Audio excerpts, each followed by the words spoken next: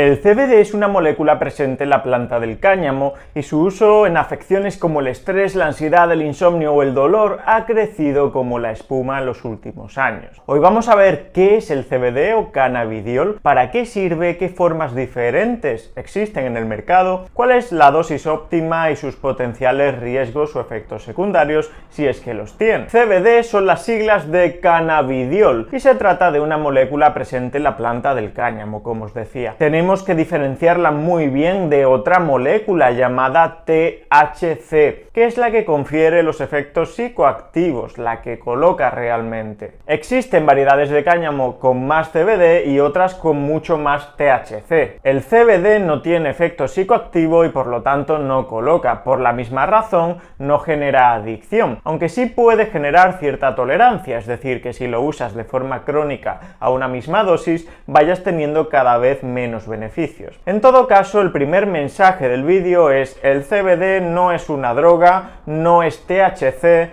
no coloca y no es marihuana.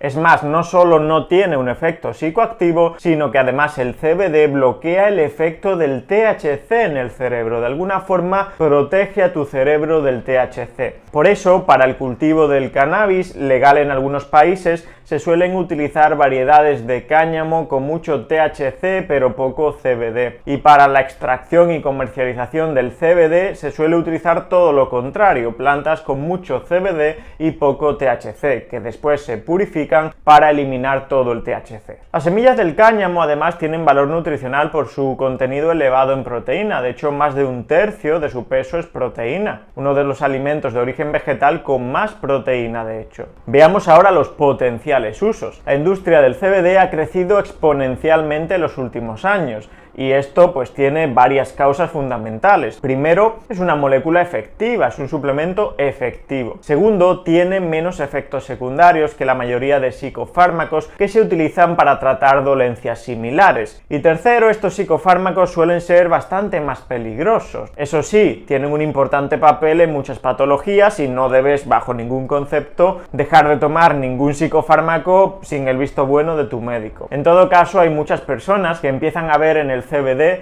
una alternativa menos dañina a fármacos como las benzodiazepinas, que si bien son muy efectivos, también tienen problemas importantes como el hecho de generar adicción. Otro apunte importante es que la legislación del CBD es diferente en cada país. En la mayoría de países es un suplemento regulado y se puede consumir sin problemas. Sin embargo, en otros países solo se puede utilizar de forma tópica por el momento. Por eso en este vídeo solo daremos información general sobre la molécula y sus características, sin dar recomendaciones específicas de consumo, ya que nos veis desde más de 40 países diferentes en todo el mundo y habría que revisar la legislación de cada sitio. Los principales usos terapéuticos del CBD son los siguientes: ansiedad y estrés, insomnio de conciliación y de mantenimiento, dolor crónico, recuperación muscular post ejercicio físico intenso y epilepsia. ¿Cuál es la dosis correcta de CBD? Una de las dudas más recurrentes es: ¿qué dosis de CBD es correcta para mí? Pues la verdad es que no hay ninguna respuesta universal, porque eso depende de tu peso, de la formulación, el tiempo que lleves usándolo o el motivo por el cual lo uses. Como ves en la siguiente imagen, si pesas 80 kilos, la dosis óptima para un efecto suave serían unas 6 gotas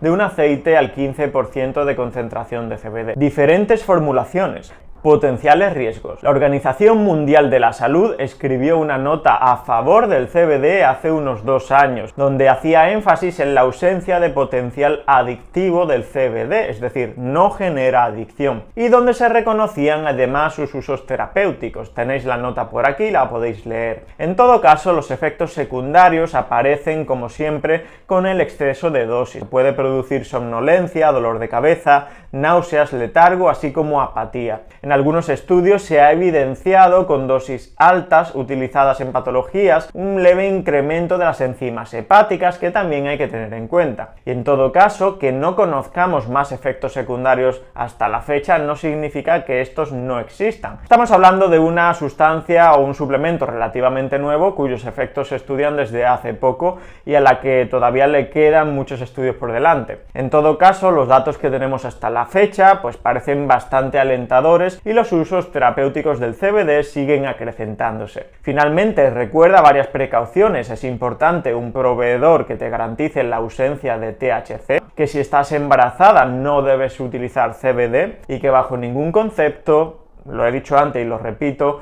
puedes dejar una medicación psiquiátrica por tu cuenta y riesgo, ya que esto es algo peligroso.